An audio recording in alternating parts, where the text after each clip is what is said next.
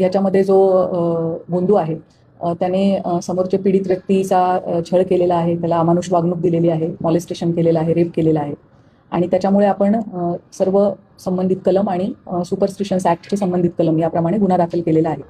यामध्ये आत्तापर्यंत एकूण 8 आरोपी अटक करण्यात आलेले आहेत, ज्यामध्ये 2 पुरुष आणि 6 महिला आरोपितांचा समावेश आहे.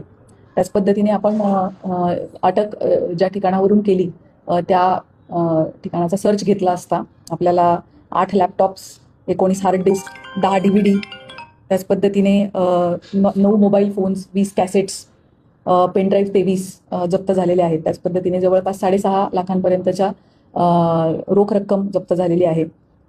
15 लाखापेक्षा जास्त किमतीचं सोने चांदी मौल्यवान धातू जप्त झालेला आहे.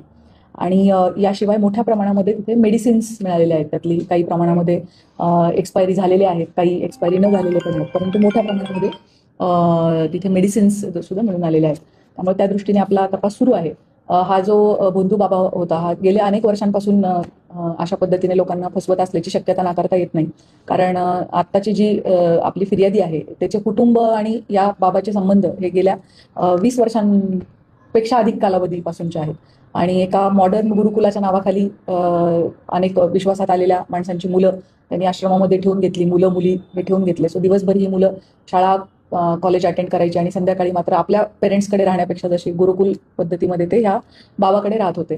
सो त्यांना मारहाण करणे, हळूहळू त्यांच्यावरती अशा पद्धतीचा एक प्रभाव निर्माण करणे की त्याला संपूर्ण भूत भविष्यकाळ कळतो आणि समोरच्या व्यक्तीच्या मनातलं त्याला कळतं. त्यामुळे समोरच्या व्यक्तीने स्वतःच्या मनात काय काय येत आहे आणि काय चुकीचं येत आहे ते लिहून दिलं पाहिजे. त्याला ते रिपोर्ट असं म्हणत होता. तो हे फिर्यादीकडून रिपोर्ट वारंवार लिहून घेतलेला आहे आणि मग त्याच डेटाचा वापर हा पेरेंट्सला आणि फिर्यादीला मॅनिप्युलेट करण्यासाठी केलेला आहे.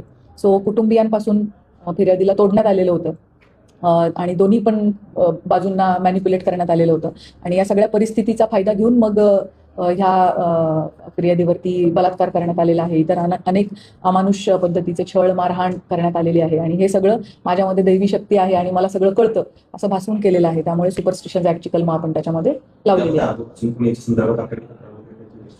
यामध्ये अधिक विक्टिम्स असण्याची शक्यता नाकारता येत नाही आणि पोलिसांच्या स्तरावर त्याची पडताळणी आणि तपास सुरू आहे. होय, त्याचा आपण पंचनामा केलाय. ते सीजर झालेले आहेत आणि आता सध्या ती जागा सील करण्यात आलेली आहे. तिथे आरोपी नसलेले काही लोक राहतात, त्यामुळे त्या लोकांच्या राहण्याची गैरसोय होऊ नये म्हणून तेवढा भाग सर्च केल्यानंतर त्यांना ओपन करून दिलेला आहे. उर्वरित भाग ज्यामध्ये हा बाबा स्वतः राहत होता तो भाग मात्र सील आहे.